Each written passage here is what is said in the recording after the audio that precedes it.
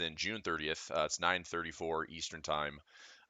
End of the quarter, and we just had a big gap at opening bell. The SPY gapped up around $3 and change. We're going to take a look at that. The Qs as well. Looks like the market's just doing everything it can to cling onto these Q2 gains and these pushes. So let's have a look. First things first, when this is risk in trading, please don't always use trade capital only. Do not trade with money you cannot afford to lose. Which any stocks, options, futures, forex, cryptos, you know the deal. All good, all good. Okay.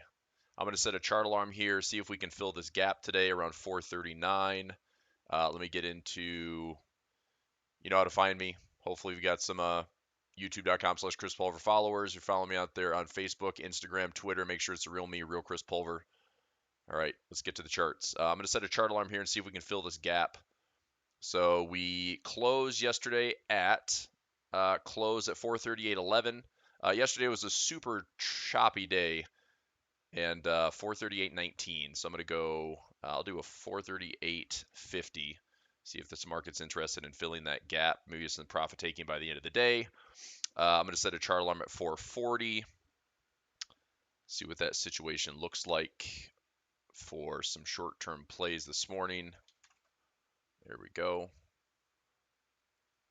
And QQQ, same thing.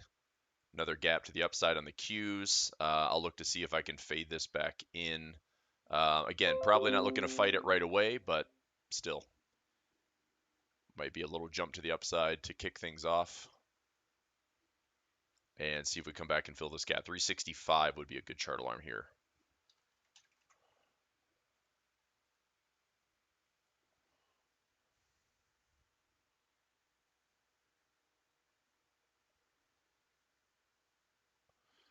Okie dokie. Percentage-wise, let me see what that gap is from. I mean, the Qs are already up 1% plus. The SPY, that seems like a pretty big chunk. It's already showing 0.84% after a pretty quiet week. Here we are at 0.81%. Yep. So it's just hanging on to those levels.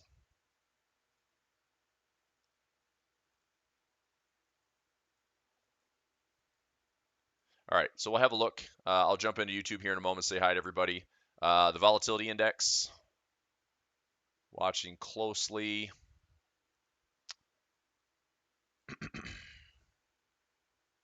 See if we get a push into 442, 443 this morning, or a fade back in. So big levels at 440 and 439. I'm going to see if we can fill some of that gappage today. The volatility index has not gone up at all. I've got a long call out to August on the VIXM at 21. We're sitting at 2075.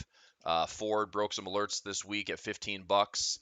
We had some mining stocks. MARA hit the yearly pivot at 1392 or 14 bucks really. BITO is a tracker for Bitcoin. We're at 1704. Watching Bitcoin just hanging out around that 30K level.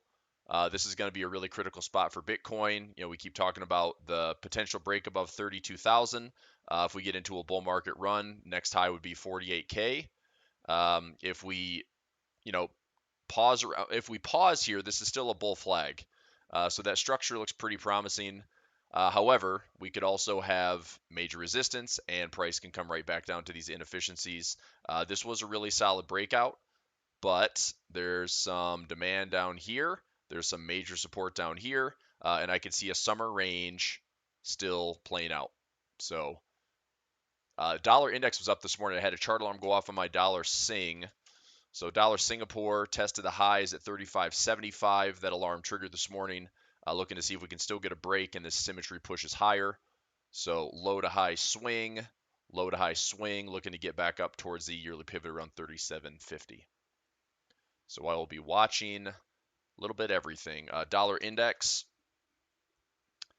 pulling back a little bit today, but still had a solid week to the upside. We're creating a higher low. Through summer trading, I'm wondering if we're going to have some risk-off lows in July if we have a bit of a sell-off, getting back into the 105, 106 area on the DXY. And then for the second half of the year, come into, let's say, I guess we can just say October, I mean Q4, Q1 next year, once the Fed is kind of done with everything. If they're going to raise rates in July, that's July 26th. Powell had some comments this week. He was talking about potentially 2 rate hikes this year. I didn't see that in the watch tool though. Let me see here.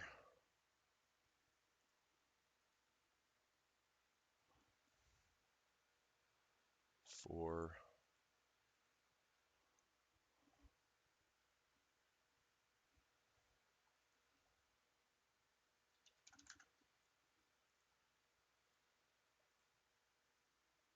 Order partially filled.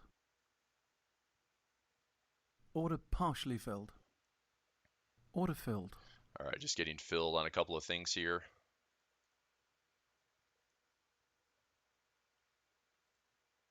Just give me a moment here to look at some trades. 443. What's the high in the SPY? I'm just going to go back to this really quickly. Previous high we had at 444, 443 and change. Okay.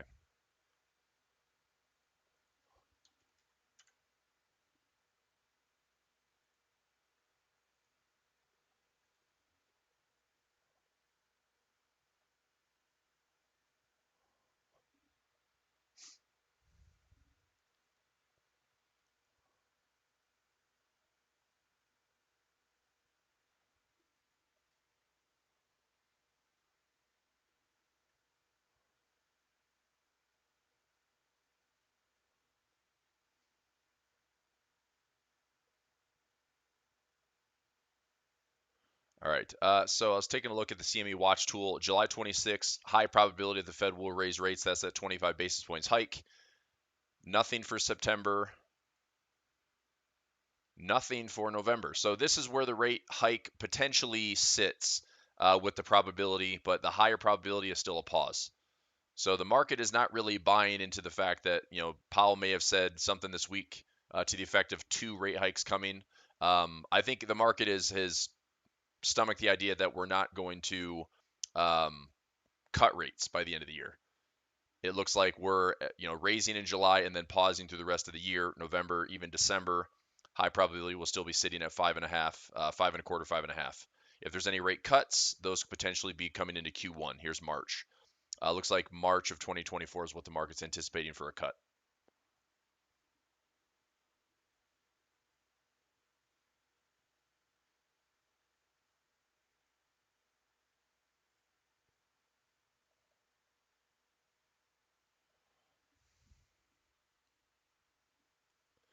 All right.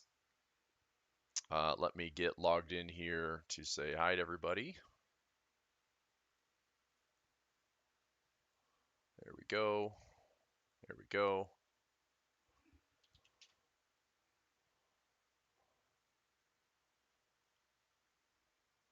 All right. There's turnout this morning. Good morning, Ranjit. Good morning, Andrew. Good morning, Brad. FK, good morning. Donna, good morning. Keith, good morning. David, good morning. Ann, good morning. Linda, what's happening? Denise, good morning. Gary, good morning. Jason, Jacob, Joseph, Catherine, Ruth Ann, good morning. Nice to see everybody. Happy Friday. Happy Friday. Happy Q2 wrap up. All right. All good, all good, all good. There we go.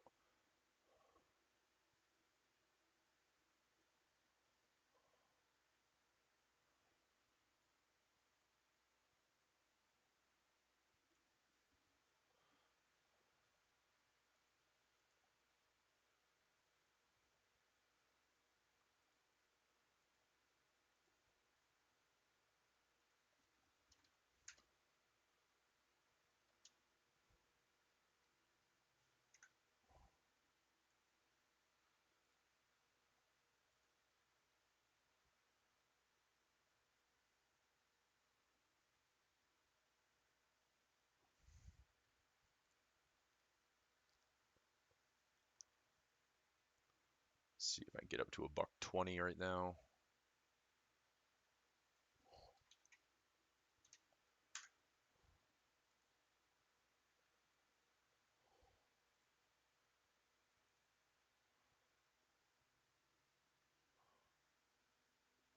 Okay, so that's our rate stuff. If you have any requests, let me know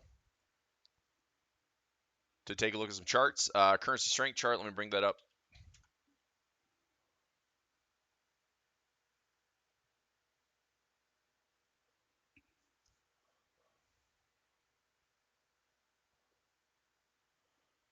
and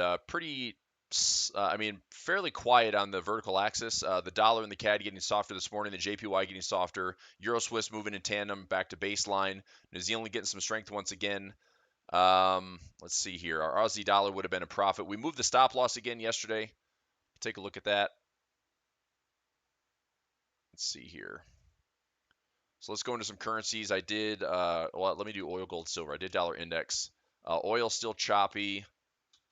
I'm just going to fly through some of these. Gold is still sliding a little bit lower with dollar strength. Silver, same thing. Looking at support around 22 to 21.50. Bitcoin we already did. Let's get into some currencies. Aussie CAD looking for a low to form. See if we have a summer range through July and August where we have some base here around 87 to 87.50. Maybe a run back up into 9100. One of my kind of top trades at the moment would be the New Zealand Swiss. We talked about that one yesterday. Just long-term position on New Zealand Swiss looks pretty promising.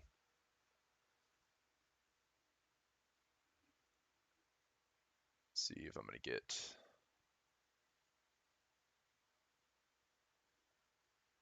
All right, just got some short-term trades running. I'm just going to take a peek here.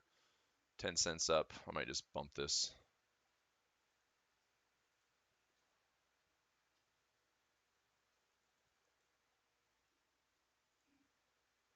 Order filled. Okay, so there's a little 10-cent grab.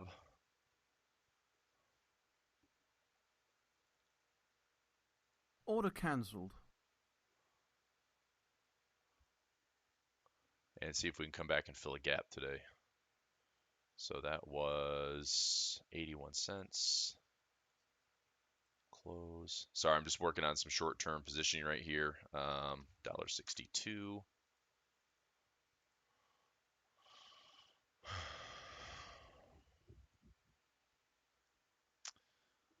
Okay.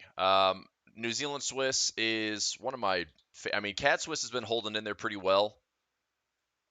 But taking a look at this one, the higher time frame, if the CAD Swiss, let's say that we have high to low, lower high to lower low, lower high. If we come back in to retest the halfway point or even retest the low again, I'm still looking for a bullish pattern. You know, the one thing that I like on this one is on the right side of the trend line. Okay, even if we come back and retest the low, I look for a divergence and then look for a bullish pattern. Crown, head and shoulders, but big pattern trade potential on CAD Swiss. New Zealand Swiss, we took a look at as well. And same type of thing. This is COVID crash lows around 53. We might be working our butts off like watching something like this. Could be a falling wedge into those COVID crash lows and then a nice run back up into this level here. This is our left structure bottoming out here, right structure. I just think this is a fantastic trade back to 67 or 68. So, you know, patience is required, but it's positive swap. If we're right on the pips eventually with this pattern playing out, you can kind of get that as a multiplier, right? Where you have some positive rollover plus you have positive pips. That's a good trade. So I do like that position a lot, actually.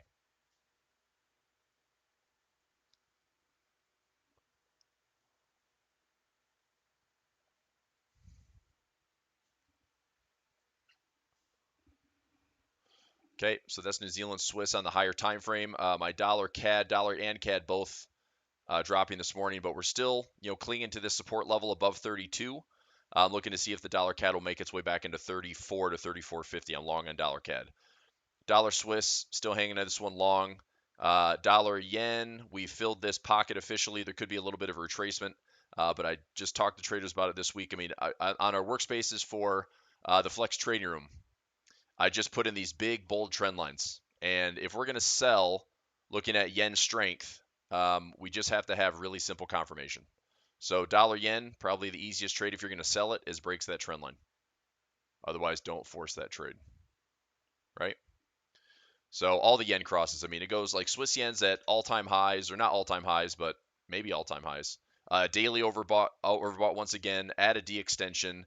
You know, I think it'd be nice to look at a high and then see it break, but there's your trend line that I'd like to see confirm.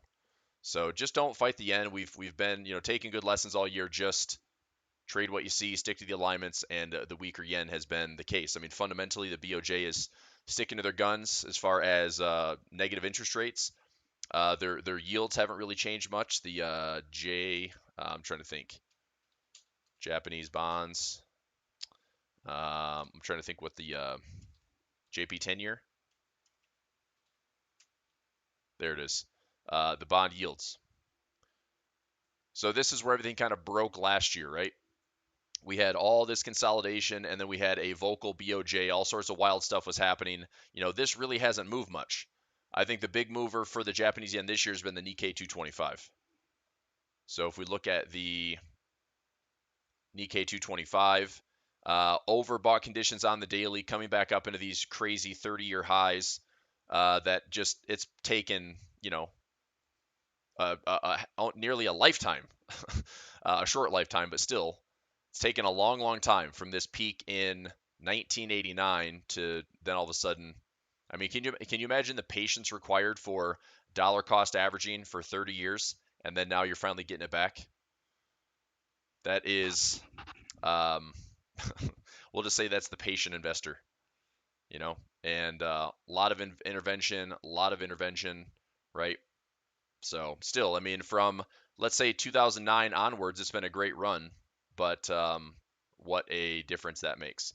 And the Japanese government is one of the largest bondholders in the entire economy. So um, that's the scary part is, we're talking total debt to GDP, and I think Japan's over 200%. The U.S. is above 120.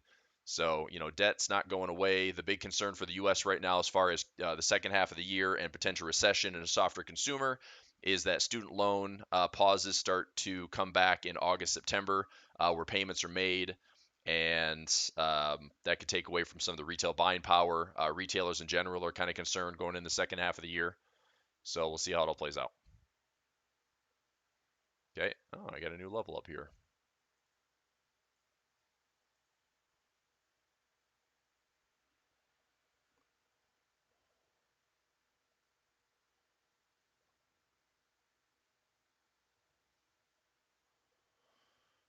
All right. Let's see. Let me grab some questions on YouTube. CAD Swiss, please. Okay, Joe, take a look at that. Yep. Let me go to CAD Swiss right now. CAD Swiss is at 67.68. I think we just talked about that one. I'm still bullish on this one overall. This one has not dropped nearly as hard as the Aussie Swiss and the CAD Swiss. But the reality is, I mean, on the right side of the trend line, which I like, we have this 200 EMA. If price gets above it, this is what I'd be looking for. If we have a nice little push where the price of, let's say, a daily time frame closes above this 200 exponential moving average, and if we get above these highs, that to me is, we're making our way up into a high. We might have a pause or a pullback. There's left structure here, left structure here. This could become right structure. But if this is our bottom, I'm still looking to buy dips. Okay. This is a big profit window for me on the CAD Swiss all the way back to 71.50 to 72.50. It's a nice profit window if you've built a position down here with me. And longer term, I'm still looking at CAD Swiss longer term to get way higher. I think that longer term, we could just look at this as a range. This is a nice bullish pattern. It traded to symmetry. We start spotting a bullish pattern if it's low to high, higher low to higher high, higher low to higher high. You could look at a 3 to 5 wave move, and profit level 1 is going to be this pocket.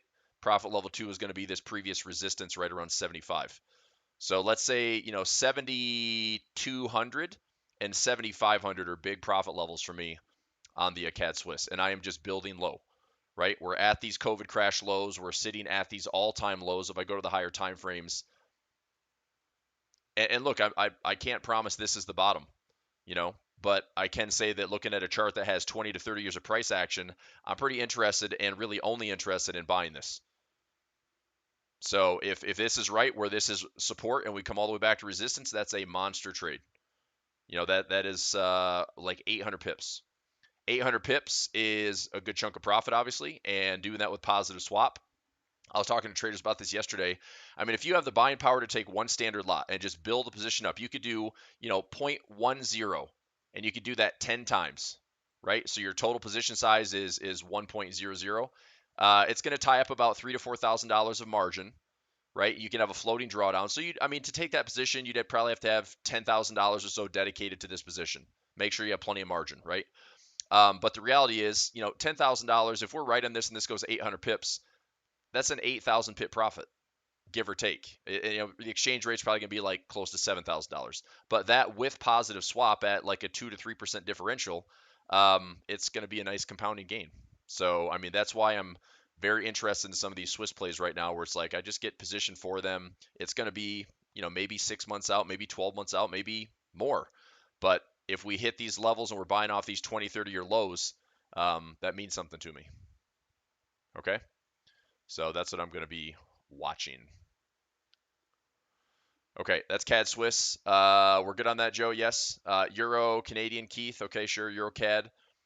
Take a look at this one on the smaller time frame. So Euro CAD, I'm looking for a trade like so. I like this little yearly pivot right here.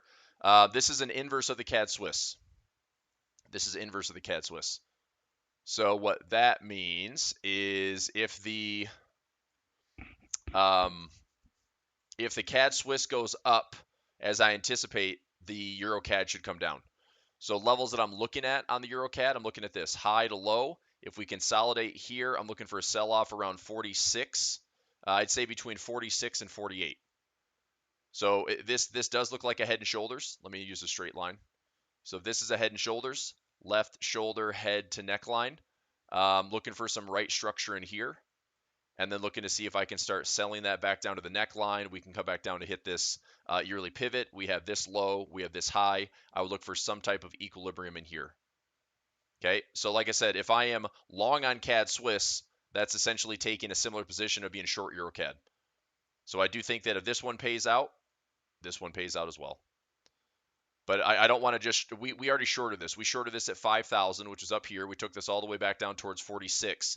We didn't get the extra gravy to the downside, but if this just consolidates and pulls back to 46, 47 again, I'm going to look for another leg lower to that yearly pivot, which is around 1.40. Make sense? Okay. So that's Euro CAD, CAD Swiss. That's the inverse. The Euro Swiss, still watching. This is another one that if we break this trend line, big pocket up here for profit, big high up here at 105 for profit, low to high, a little bit of correction and consolidation. Let's see how long this takes. Okay. But if we break here, we break and go, this has legs. Okay. There's a 618 extension up here around 1.03. There is a previous high at 1.05. So I'm going to be tackling those levels on Euro Swiss. So a lot of my position trading this year is around the Swiss basket, and I'm sticking to it. Okay. Okay. All right. Anything else for any currencies? Any other currencies? So next week's trading, the market's going to be limited hours on Monday. Brokers limited hours as well. Markets are closed on Tuesday. Forex market will still be open, but it's going to be we're wrapping up Q2 today. And it's going to be probably a light volume day on Monday, holiday on Tuesday, and then back to business on Wednesday, Thursday, Friday. Really interested to see how the market plays out that way. And then stock-wise, we've had some pretty good runs. Looking at let's go sector performance so far this year, and I want to look at the heat map. Oops, let's do a heat map. There we go. So year to date, S&P's up 14.5, and then big tech. I mean, we know that's what's been dragging it up. Your Apples, your Googles, your Microsofts, your Metas. Those are your big performers this year. Nvidia. Your top performing sectors all have the companies I just mentioned. So the weird thing about this year is you have the weighting, like the market cap weighting, is what is dragging everything up. So that either continues to let everything else catch up, right? Like we have these great starts to these great stocks, and then everything else catches up to that, so we could still have a bull market, or we have this great run in large cap, and then they start to decline, and then so does everything else because it's kind of the unsustainable rally, right? So it's kind of a tale of two potential scenarios of how the rest of the year plays out. Everything else has been pretty quiet, you know. It's been kind of crazy. I am wondering also with all the profits that have been booked in tech this year, if we start to see a sector rotation, where, money comes out of this, money comes out of this, money comes out of this. Historically, these sectors typically do not perform this well. But the reason they're performing this well is a lot to do with how they're weighted. So few stocks doing so much movement and responsible for these big lifts. But if there's some sector rotation, then we might see something go back in energy, which is one of the worst performing sectors this year. Financials, obviously, if they get their act together after regional banking, which may or may not be the play. I mean, I might have zero exposure in financials this year. My bank exposure that I have is all non-U.S. right now. But if there's some bargains, fundamentally, it's hard to deny that some of them are in pretty good shape. Healthcare, I'll probably just stay out of that right now. I don't know if Pfizer counts as healthcare. It may or may not, but that's about the only stock that I own that's possibly in that landscape.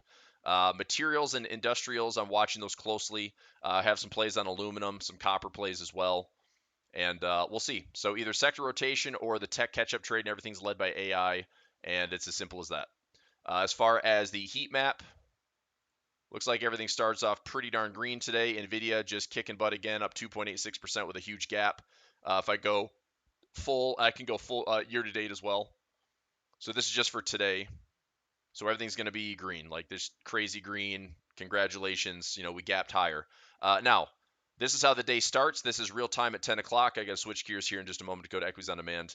But that's one day. I want to go year to date. If I can go 1 year performance, no, that goes back. Year to date, there we go. So year to date, this is kind of a nice gauge of what's performing well. Pretty nuts, right? Hey, what's up? What's positive? All the biggest names in the stock market: Microsoft, Apple, Nvidia. TSM is semiconductors, right? Google, Amazon, Meta. Look at Meta up 130%. Amazon 54%. Tesla 112%. Nvidia's up 187. One of the top performers of the year of all stocks. Crazy. And then, like I said, some of that sector rotation stuff. Energy still red for the year. Utility still red for the year. Basic materials a bit mixed for the year. Again, sector rotation. This is going to be the big sector rotation if we get it. You're going to see money coming out of these huge companies and flowing into there. Okay. Now that's going to be more for like how hedge funds are positioning. I'm sure your 401ks and targeted funds and stuff are just going to keep buying more, more large cap mega tech, and also the SPY and also the Qs. All right. But just an interesting snapshot year to date. Okay. All right, everybody. I think I'll wrap it up there for today. Yeah, I'm gonna see how the day unfolds. I mean, going back to the SPY really quickly, big gap to the upside. Is it sustained? Do we have a move that just stays here all day? Yes, no, maybe. Gapped higher, pushing higher. If there's any heavy profit taking and it happens all today, maybe into Monday's half day of trading. Monday's open from 9:30 to 1 p.m. So if we, come up and tag the high and then start to see some heavy profit taking, does that gap get filled by later today or tomorrow, next week, Monday? We'll find out. So, I mean, it's not often that you see gaps sit like this. I mean, there's a gap there. We ran up and we made an attempt to fill it. Gap there, we filled it. Gap here, we're filling it. Gap here, we're probably going to fill it. So that's what I'll be watching for. All right, same thing on the Qs, and I'll let you go and I'll switch gears. I know I'm a few minutes late already. Qs, big push to the upside already. It's up 1.51%. That gap is likely going to get filled. Now again, this could gap and push, find the highs, and then we start to see correction.